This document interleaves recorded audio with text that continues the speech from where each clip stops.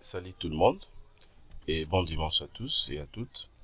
Voilà, nous allons continuer nos séries de formations sur Robot Structural Analysis, la partie résistance aux matériaux. Voilà, nous allons donc travailler le cinquième exercice. Voilà, donc le titre de notre formation est là. Donc nous sommes en train de faire une étude d'une poutre sur des appuis simples supportant une charge répartie triangle isocèle. Voilà. Donc, je vais commencer premièrement par les réactions aux appuis. Voilà, donc vraiment, nous allons faire ça rapidement puisque c'est très simple et facile. Voilà. Alors, je peux premièrement remplacer tout simplement les données ici. Donc, les keys que je vais utiliser ici, je prends key.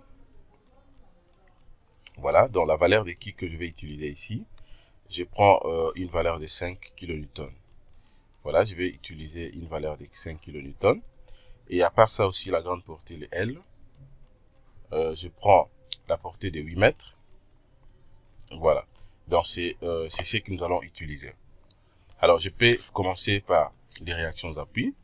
Je calcule d'abord les RA. Donc, je suis à ce niveau. Je vais calculer premièrement les RA. Et puis, je vais calculer aussi les RB. Voilà. Donc, je viens premièrement ici, les RA. Voilà. Alors, les RA maintenant sera égal à combien? Sera tout simplement égal à la charge dans l'équipe que je vais dans l'équipe que vous êtes en train de voir ici, que je vais multiplier par le L, dans le tout sera divisé par 4. Donc c'est très simple. Donc c'est-à-dire j'aurai l'équipe multiplié par la grande portée L que je vais diviser par 4. Voilà, pour trouver la valeur des RA. Je peux remplacer directement l'équipe qui est égal à 5 kN. Voilà, c'est kN par mètre. Hein? kN par mètre. Donc ici également, c'est kN par mètre. Voilà, 5 kN par mètre que je vais multiplier par la portée qui est de 8 mètres. Et puis, je divise ça par 4. Voilà, que je vais diviser par 4. Alors, je vérifie, je calcule rapidement. Donc, 5 multiplié par 8, ça fait déjà 40. Donc, ici, j'aurai 40 kN. Voilà. Voilà, donc 40 kN, puisque, voilà, j'aurai 40 kN que je vais diviser par 4. Je divise ça par 4. Ça me fait combien? 40 divisé par 4, ça fait 10. Ça fait 10 kN. Voilà, donc 10 kN. Donc voilà, là, je viens de trouver déjà la valeur de RA. Donc RA est égal à 10 kN. Alors, je peux calculer aussi le RB. Déjà, je vois que la structure, en fait, les poutres, est donc symétrique. Voilà, les poutres symétriques. Donc, cela revient à dire quoi? Cela revient à dire que RA sera égal à RB. Donc RA sera égal à RB. Voilà. Donc, la valeur, j'ai trouvé, c'est de 10 kN. De 10 kN. Voilà, donc même valeur. Alors, je viens de terminer déjà avec donc les réactions d'appui. Alors, je vais maintenant calculer quoi ici? Je vais calculer maintenant l'effort tranchant. Alors, pour l'effort tranchant maintenant, c'est juste question de respecter premièrement les signes. Alors, je vais considérer le signe positif à la partie haut et le signe négatif à la partie basse. Voilà. Donc, je suppose que les positifs, c'est de l'autre côté et les négatifs, ça sera en bas. Voilà comment je vais faire ça maintenant ici. Alors, qu'est-ce que je fais maintenant? Premièrement, je vais calculer d'abord le VA. Voilà, je vais trouver d'abord le VA. Et puis, je pourrai également trouver le VB. Voilà, je commence d'abord avec le VA. Alors déjà, par rapport à cette poutre, je sais que le VA sera égal à combien? VA sera tout simplement égal à RA. Voilà, sera égal à RA. Voilà, étant donné que le RA, j'avais trouvé, c'était combien? 10 kN. Donc, cela revient à dire que VA aussi sera égal à 10 kN. Voilà, ça c'est la valeur de VA que j'ai trouvé. Donc, VA sera égal à 10 kN. Alors, maintenant, je vais calculer aussi le VB. Alors, le VB sera égal à combien? Voilà. Le VB sera égal à RB, mais qui sera donc négatif par rapport au sens, puisque l'essence de VB, c'est vers les bas. Donc, l'essence vers les bas, c'est négatif. Donc, VB sera égal à moins RB. Voilà, sera égal à moins RB. Cela revient à dire quoi ici? Le RB, j'avais trouvé, est égal à combien? Est égal à 10 kN. Donc, avec les signes négatifs, cela revient à dire que le VB sera égal à moins 10 kN. Voilà, ça c'est la valeur de VB. Voilà. Alors là, maintenant, je peux directement tracer le diagramme. Alors, si je vais tracer, par exemple, le diagramme de l'effort tranchant, je peux le faire même ici. Voilà comment je vais procéder. Alors, je trace premièrement la ligne de référence. Je trace une ligne de référence ici. Voilà. Alors, je vais tracer les diagrammes à partir de valeurs que j'ai trouvées ici. Je commence d'abord avec le VA. Le VA, j'ai trouvé une valeur positive. Je dis que le positif est considéré à la partie haute. Donc, ça dit, c'est de l'autre côté. Je m'en vais comme ça, les positifs. Voilà. Et les négatifs, maintenant, c'est de l'autre côté. Je suis ici en bas. Voilà. Alors, je vais tracer maintenant les diagrammes de l'effort tranchant. Voici l'enlire des diagrammes de l'effort tranchant. C'est comme une petite courbe. Voilà. Alors, je peux remplacer directement le valeur. Ici, j'aurai donc le VA. Je suis à ce niveau, le VA, qui est égal à 10 kN. Ça, c'est la valeur de VA. Et la valeur de VB, maintenant, c'est de l'autre côté, qui est bien sûr négative. Donc, le VB sera égal à moins 10 kN. Ça, c'est la valeur de VB. Voilà, les négatifs, je suis là. Et les positifs, c'est de l'autre côté. Voilà. Alors, si je vais aussi représenter, par exemple, donc la cotation, voilà comment je vais coter. Voilà comment je vais faire la cotation. Bon, je prends d'ici jusqu'à quelque part ici, puisque je vais aussi vous montrer comment est-ce qu'on peut calculer ça, comment est-ce qu'on peut trouver la valeur de X. Je prends ça X jusqu'à ce niveau. Et la portée totale ici, maintenant, le L. Voilà, je vais représenter ça ici. Voilà. Alors, déjà, c'est ce que je connais déjà L. L ici, qui est égal à combien? L est égal à 8 mètres. Donc, je peux même compléter directement ici L. 8 mètres, ça dépend. Mais les X, je ne connais pas encore les X. Je vais vous montrer même comment peut-on calculer les X. Voilà, donc là, je viens de calculer déjà donc l'effort tranchant. Et j'ai tracé, voire même les diagrammes. Alors maintenant, je peux calculer aussi les moments fléchissants. Voilà comment je vais procéder. Alors, comment je peux maintenant calculer les moments de flexion ou les moments fléchissants. Mais avant de calculer les moments fléchissants, je peux vous montrer comment est-ce que vous pouvez calculer donc l'effort tranchant. Voilà, l'effort tranchant par rapport à X. Voilà, l'effort tranchant par rapport à X. Je peux vous montrer ça rapidement. Donc, l'effort tranchant par rapport à X. Je peux faire comment pour calculer ça? Voici comment vous allez procéder. Bon, je le fais, je peux calculer ça ici à gauche. Voilà. Donc, c'est-à-dire quoi? Et pour calculer le Vx, voilà, donc je peux faire ça comme, je peux écrire ça comme ça. Donc, j'écris seulement V indice X. Le X, ça dépend de la valeur dont vous allez considérer. Donc, sera égal à combien ici? Alors, sera tout simplement égal à la surcharge, donc le qui que vous êtes en train de voir ici, que je vais multiplier par la portée totale, le L, mais qui sera au carré, divisé par 4. Voilà, divisé par 4. Donc, je peux représenter ça ici. Donc, j'aurai qui, que je vais multiplier par la portée totale L carré, que je vais diviser directement par 4. Voilà. Et je vais multiplier les tout. Ça sera maintenant multiplié par 1 moins 4. Voilà, 1 moins 4. Multiplié par x au carré. Donc, le x, c'est la valeur que vous allez donc remplacer ici.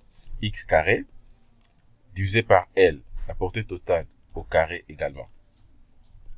Voilà. Donc, ça, c'est justement pour trouver la valeur de l'effort tranchant. Donc, de X. Alors, si je peux compléter, par exemple, alors je suppose que je peux prendre une valeur de combien ici? Voilà. Il faut aussi retenir que, alors, pour X, voilà, pour X, il faut retenir que X doit être inférieur ou égal à L sur D. Voilà, le X doit être inférieur ou égal à L sur D. Alors, par rapport à notre cas ici, je peux supposer, je prends par exemple le prénom X. Voilà, donc prénom par exemple X est égal à 2 mètres. Donc, je prends par exemple X est égal à 2 mètres. Je vais vous montrer comment est-ce que vous allez calculer ça. Alors, pourquoi j'ai pris X égal à 2 mètres?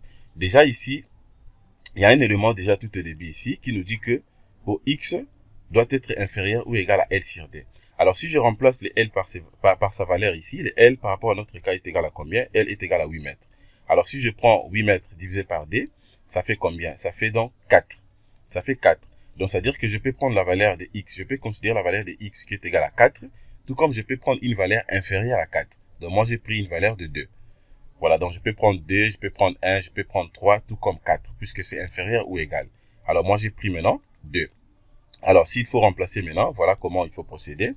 Alors, je vais remplacer ça maintenant par rapport à la formule que je viens de placer ici. Donc, cela revient à dire quoi? Donc, je peux même écrire V en 10D. Voilà, doit être maintenant égal à qui? Donc, qui par rapport à notre cas est égal à combien? Et qui est là? C'est 5 kN par mètre. Donc, 5 kN. Voilà, par mètre. Qui sera donc multiplié par L. Multiplié par L. L qui est égal à 8 mètres. Ça sera donc au carré. Que je vais diviser le tout par 4. Et puis, ça sera multiplié par 1. Voilà, moins 4. Multiplié par X carré. Donc, X par rapport à notre cas, c'est ça. X qui est égal à 2. Donc, ça sera 2 mètres. 2 mètres carrés. Que je vais diviser maintenant par combien? Je divise par L. L qui est égal également à 8 mètres carrés. Voilà, 8 mètres carrés. Voilà. Donc, ça donne quoi maintenant ici? Donc, cela revient à dire quoi? Je prends donc 5 multiplié par 8. 5 multiplié par 8, ça fait combien? Et 5 multiplié par 8, je crois que ça fait 320. Je vérifie rapidement ici. Ça fait 320, je crois. Voilà, 320. 5 multiplié par 8, ça fait combien? 5 multiplié par 8, oui, ça fait 40 au carré. 40 carré, donc 40 fois 40, ça fait 320. Exact. Donc, 40 carré. Donc, ça sera 40 fois 40. Voilà, qu'est-ce que j'ai dit? Donc, c'est pas correct. Donc, ça veut dire quoi? J'aurai ici, et je reprends rapidement les calculs. Donc, je prends calculatrice. Voilà. Alors, je vais vérifier d'abord un truc ici. Bon, en fait, on avait mal calculé. Puisque ici, donc, d'abord, nous calculons d'abord les 8 mètres, les 8 au carré ici. Voilà, donc 8 fois 8, ici, déjà, ça fait 64. 64 multiplié par 5, ça fait 320. Voilà, donc ça fait 320. Donc, cela revient à dire qu'ici, on aura donc 320. Voilà, ça sera donc 320 kN. Voilà, que je vais diviser par 4. Voilà, que je vais diviser par 4. Et je vais maintenant multiplier ça par combien ici? Donc, ça sera multiplié par... Et 1 moins 4 ici, déjà, ça fait moins 3. Voilà, donc ça fait moins 3. Et puis, je vais multiplier maintenant les tout par combien? 2 carrés, ça fait 2d carré 4 divisé par donc 8 carrés, 64. Voilà, donc ça sera donc multiplié par 0, ça fait 0,1875. Voilà, donc 0,1875. Alors, maintenant, ça fait combien ici? Voilà, donc cela revient à dire quoi maintenant? Donc, ça sera égal à combien? 320 divisé par 4, ça fait combien? Ça fait, je crois, ça fait 80. Voilà, que je vais multiplier par 0,1875. Voilà, et ça donne combien? 80 multiplié par 0,1875, ça fait 15. Donc, ça fait directement 15 kN. Voilà, donc ça fait 15 kN. Alors, voilà, maintenant, là, je viens de calculer directement la valeur de Vx et avec x qui est égal à 2 mètres. Voilà comment est-ce que vous allez procéder pour calculer justement, donc, l'effort tronçon. Alors, je vais maintenant calculer le moment fléchissant. Voilà, je peux faire ça directement ici. Alors, concernant les moments fléchissants, maintenant, qu'est-ce que je fais? Alors, les moments fléchissants max, dans le M0, le M0 sera égal à quoi maintenant? Le M0 sera tout simplement égal à qui? Donc, la charge que vous êtes en train de voir ici, multiplié par L carré, ça sera maintenant divisé par 12. Voilà, puisque les chargements, nous avons un chargement donc réparti des triangles isocèles. Donc, je viens directement ici. Donc, ça sera qui que je vais multiplier par la grande portée, donc L au carré. Voilà, L carré que je vais diviser par 12. Qui sera divisé par 12. Alors, je vais remplacer directement qui par rapport à notre cas est égal à 5 kN. Voilà, 5 kN par mètre que je vais multiplier par les L, donc les 8 mètres carrés. Les 8 mètres carrés, je vais diviser par 12. Voilà, que je vais diviser par 12. Alors, ça donne quoi maintenant ici? Donc, j'aurai 5 kN. Ça fait 5 kN par mètre. Multiplié par 8 au carré, ça fait 64. Donc, multiplié par 64 mètres, divisé par 12. Voilà, divisé par 12. Donc, M0 me donne combien maintenant ici? Donc, ça fait 5 multiplié par 64. Déjà, ça fait 320. Donc, voilà, donc j'aurai 320 kN mètre que je vais diviser cette fois-ci par 12. Voilà, et je trouve combien maintenant ici? En calculant, je trouve combien? 320 divisé par 12, ça fait 26. Voilà, donc je fais ça rapidement, je vais vérifier ici. Donc, 320 divisé par 12, voilà, ça fait 26,67. Donc, ça fait 26,67. L'unité donc kilonewton mètre. Voilà, donc là, je viens de trouver également la valeur des moments fléchissants max. Voilà, c'est ça ce que je viens de trouver. Alors maintenant, qu'est-ce que je fais à ce niveau? Alors, je peux directement tracer les diagrammes. Alors, pour tracer les diagrammes, premièrement, comme d'habitude, je trace d'abord la ligne des références. Je trace ça ici. Ça, c'est le repère, la ligne des références. Et après, la valeur trouvée, c'est donc là, c'est une valeur positive. Donc, le positif, c'est vers le haut. Donc, je m'en vais de l'autre côté. C'est tout simplement une courbe. Voilà, dans les positifs, je suis ici. Voilà, donc ça, c'est le point A. Le point B, c'est de l'autre côté. Et la valeur trouvée ici, la valeur est de 26,67 kN mètre. Voilà, kN mètre. Voilà comment je viens de tracer les diagrammes de moment fléchissant. Alors, si je vais aussi avoir à une distance, je prends X, je considère ça comme la distance X. Voilà, donc ça va d'ici, donc jusqu'au point A, jusqu'au millier, presque au millier de B. Ici maintenant, donc ça sera tout simplement pour, voilà, je peux écrire ça ici, ça sera tout simplement pour X, pour X0. Voilà, qu'est-ce qu'il faut faire maintenant? Il faut tout simplement prendre la grande portée, donc le L divisé par D. Voilà, donc la grande portée, le L divisé par D. Voilà, donc je crois que nous sommes arrivés à la fin. De là, nous allons décalculer les tout. Je viens de calculer déjà les réactions d'appui, on a trouvé. J'ai calculé l'effort tranchant. Voilà, on a trouvé dans le VA ainsi que le VB. Alors, j'ai montré comment est-ce que vous pouvez calculer l'effort tranchant dans le VX. Par rapport à notre école, on a pris donc le X qui est égal à D mètres. Et j'ai montré également comment est-ce que vous pouvez calculer donc le moment de flexion, tracer les diagrammes, mais aussi pour X qui est égal à L sur D. Voilà. Alors, je vais faire maintenant la pratique sur robot structural analysis. Donc, je viens directement ici. Je clique d'abord à vide, j'annule. Alors, je prends fichier, comme d'habitude, nouveau projet. Je vais travailler avec étude d'un particle plan. Je clique. Voilà. Alors, je vérifie d'abord les unités ici. L'unité de la force que je vais utiliser ici, c'est le kilonewton. Et l'unité des longueurs, c'est le mètre. Alors, je vais maintenant vérifier aussi ces unités ici. C'est le kilonewton comme unité de la force et le mètre comme unité de longueur. Donc, je viens ici. Je commence d'abord par la vérification, préférence de la tâche. C'est très important. Il faut toujours vérifier. Voilà, kilonewton, c'est bon. Et le mètre, je ferme. Alors, je peux maintenant modéliser ici.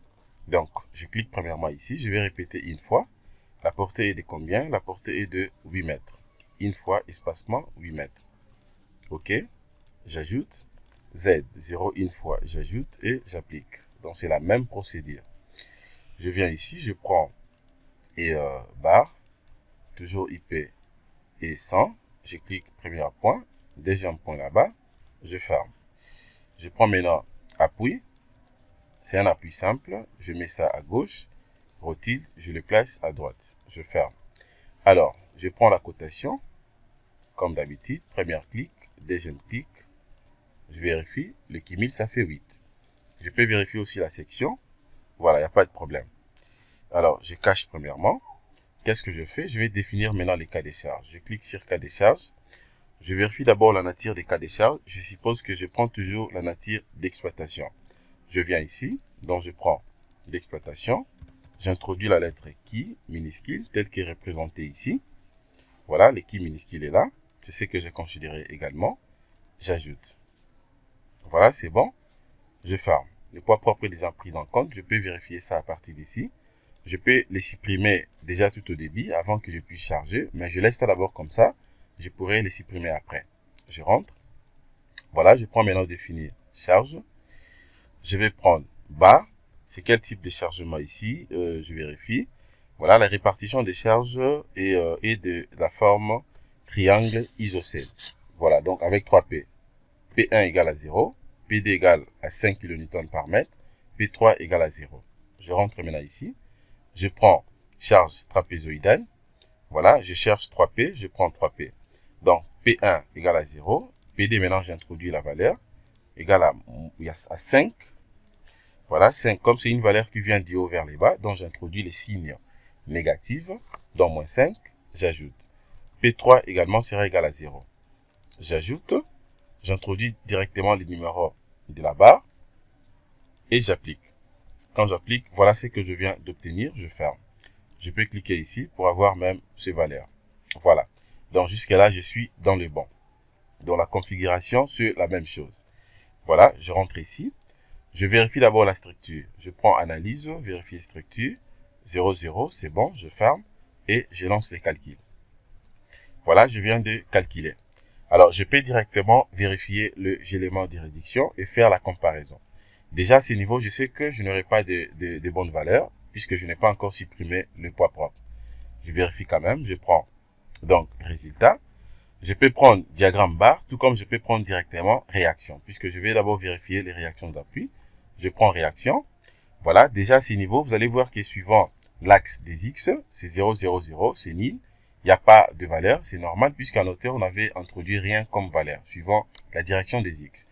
Voilà, je vérifie maintenant suivant la direction des Z. Je viens de trouver ici, donc RA égale à 10,32, RB également égale à 10,32. Voilà, donc ce ne sont pas de vraies valeurs. Normalement, il y a un ajout de valeur ici par rapport au poids propre. Donc, je rentre d'abord ici. Ici, j'ai obtenu combien? 10,32. Je vérifie ce que j'avais calculé à la main. Donc, RA, c'était égal à 10. RB aussi égal à 10. Alors, je rentre ici. Je vais d'abord supprimer les poids propres. Je viens ici. Je prends maintenant, je peux prendre directement chargement. Je prends tableau de chargement. Voilà, je supprime le poids propre, je fais delete, c'est parti. Il y a un message qui apparaît, j'accepte, c'est parti. Je rentre maintenant ici, je relance les calculs. Voilà, c'est relancé. Je réponds à l'opération de la vérification, je prends résultat, je prends réaction directement. Voilà, maintenant c'est bon. Je viens de trouver RA égale à 10, RB aussi égale à 10. 10 kN. 10 kN RA et 10 kN RB. Je peux venir ici pour vérifier ça très très bien. Ce que j'avais calculé. Voilà, à la main, voilà ce que j'avais trouvé. J'avais trouvé donc RA qui est égal à 10 kN. Donc c'est OK, c'est bon. Voilà, et RB également, RA qui est égal à RB, c'est toujours 10 kN. C'est aussi OK. Voilà, donc je viens de trouver donc la même valeur partout pour RA et RB.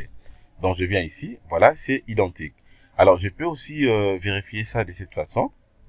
Je prends résultat, je prends diagramme barre, c'est la même chose. Je prends donc résultat ici, réaction ici, suivant la direction de Z et j'applique.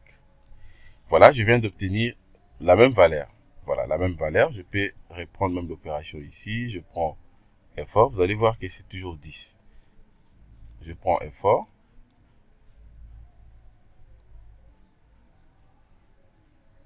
Voilà, je ferme d'abord ça. Bon, je prends réaction. J'annule d'abord ça. Je ferme et je reprends l'opération ici. Voilà, donc c'est la même valeur 10, 10. Voilà, donc je rentre ici. Donc c'est pour dire que les réactions appuient. Jusque là, on n'a pas de problème. Donc on a été donc vraiment donc en ordre. Donc c'est correct. Donc je clique d'abord sur rien. Je peux vérifier maintenant le phare tranchant. La même procédure. Je prends le phare tranchant. J'applique. Je peux cacher les chargements. Je m'en vais de l'autre côté. Je prends paramètres, description uniforme. Je prends différentiel. J'applique. Voilà. Donc j'ai trouvé les phares tranchants VA égale à 10 et VB égale à moins 10. Je viens ici. Les phares tranchants VA égale à 10. Voilà, donc c'est OK. VB, c'est négatif, égale à moins 10. C'est aussi OK. Voilà, maintenant le diagramme. Le diagramme est là.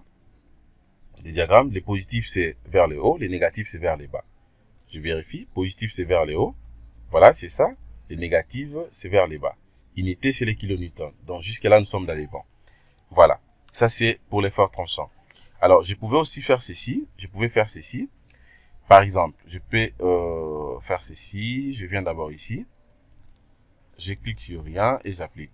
Je pouvais soit venir également ici. Je viens par exemple ici, je prends résultat. Je prends directement effort. Voilà, je prends directement effort. Je peux prendre extrême globaux tout simplement. Voilà, à partir d'ici, vous avez la possibilité de vérifier la valeur min et max. Voilà donc l'effort tranchant. Donc max, c'est 10. C'est la même valeur. 10, 10 qu'on a trouvé ici. Et le min, c'est moins 10. C'est la même valeur. Donc vous avez deux possibilités pour faire la vérification. Moins 10. Voilà, donc je vérifie de deux façons. Donc tout est correct. Je ferme. Je peux rentrer sur V ici. Alors, je peux faire apparaître les chargements. Alors, si je veux aussi vérifier l'effort tranchant à une distance qui varie, par exemple V, je peux vérifier par exemple à 2, disons comment, à 2 mètres par exemple, ou je prends même 3 mètres ou 2 mètres 50, c'est la même chose. C'est juste question de faire ceci. Je sélectionne d'abord. Je peux sélectionner d'abord, donc, la structure. Je fais clic droit, je prends propriété de l'objet. Alors, je fais ça pour l'effort tranchant. Je prends donc FZ, je clique sur X. Voilà, je commence directement à défiler. Défiler ici, je peux prendre même à 2 mètres ou 2 mètres 30 ou 3 mètres, ça dépend. Et vous lisez tout simplement la valeur ici. C'est très très simple pour l'effort tranchant. Je peux fermer, tout comme je peux prendre aussi résultat. Je prends analyse détaillée, je vais faire la même chose. Effort tranchant, j'applique. Je clique sur X. Je commence à défiler et je lis directement la valeur. Donc, c'est la même chose. Je rentre maintenant ici. Je peux vérifier maintenant pour les mouvements fléchissants. Je prends NTM. Je ferme. Je peux rentrer ici. Diagramme bas. Voilà, je prends maintenant pour mouvement fléchissant et j'applique. Voilà, je peux cacher toujours les chargements. Mouvement fléchissant, j'ai obtenu quelle valeur ici? C'est 26,67 kN/m. Je vérifie ici. Pour les moments fléchissants, j'avais trouvé combien? Voilà, la même valeur, 26,67 kN/m. Voilà, donc c'est aussi OK. Alors, je pouvais aussi vérifier comme ceci. Je ferme. Je clique les chargements. Je prends résultat. Je prends effort. Voilà, je prends effort. Je peux prendre extrême globaux. Voilà, à partir d'ici également, vous pouvez donc vérifier ça correctement. Alors, qu'est-ce que je fais maintenant? Et je peux rentrer maintenant ici. Voilà. Donc, alors si je vais vérifier aussi à une distance qui varie, c'est la même chose. X, donc je viens ici. Voilà, c'est sélectionné déjà. Donc je fais tout simplement la même chose. Propriété de l'objet. Voilà, pour les moments, c'est juste question de prendre moment. Vous cliquez sur X et vous défilez. Vous lisez directement la valeur ici. Là, on a écrit valeur actuelle. Voilà, première possibilité. Deuxième méthode, je peux prendre les résultats. Analyse détaillée, comme d'habitude. Moment et MY, j'applique. je clique sur X, je commence à défiler. Voilà, donc c'est très simple. Je peux rentrer ici. Voilà, ça reste quoi? Je crois que tout est déjà fait, tout est vu. Voilà, donc c'est ça, c'est que je voulais vous montrer. Alors, le reste, vous pouvez tout simplement continuer. Vous pouvez même vérifier aussi, ça dépend. Par exemple, le déplacement. Bon, je peux le faire soit ici, je rentre ici. Je vais rentrer d'abord sur vie, je prends résultat. Et je peux tout simplement prendre diagramme bar. Voilà, comme je suis donc en D-plan. Voilà, donc je prends, par exemple, contrainte. Pour la contrainte, vous savez déjà ce qu'il faut faire. C'est juste question de cocher, par exemple, contrainte de cisaillement. Je coche et j'applique. Voilà, ces valeurs aussi sont là. Donc, vous avez une petite légende ici qui vous permet tout simplement de pouvoir analyser tout ce que vous avez au niveau des projets. Et je ferme. Alors, je peux voir encore quoi? Donc, tout est déjà vu. Voilà, donc même pour la déformer, c'est la même chose. Je peux prendre déformer et j'applique. Voilà comment est-ce que la structure va se déformer et vous avez aussi la valeur. Donc c'est très simple. Pour animer, j'anime ici. Donc vraiment c'est très facile. Voilà, donc je crois que jusqu'à présent, donc nous avons déjà vu presque plusieurs cas. Je crois que ça c'était le 5e exercice que nous venons donc de tracer. Nous allons évoluer au fur et à mesure. Alors l'idée que c'est justement pour montrer aux très chers confrères, très chers abonnés que Robot, c'est un logiciel qui est donc très puissant. Et mais si vous voulez vraiment maîtriser Robot très bien, vous pouvez peut-être combiner donc la partie analytique, donc la partie peut-être vous calculez à la main et vous vérifiez tout simplement à partir des robots structural analysis. Voilà, donc c'est cette façon que moi j'aime beaucoup plus travailler et surtout quand je fais un projet, je peux dimensionner un projet R+5, R+6, R+10, -3, donc ça dépend. Mais je fais toujours les prédimensionnements à la main. Et puis, je vais prédimensionner maintenant à partir des robots structurels, puisque je sais que je vous avais déjà dit que robot également prédimensionne. Je fais les prédimensionnements à partir des robots structurels.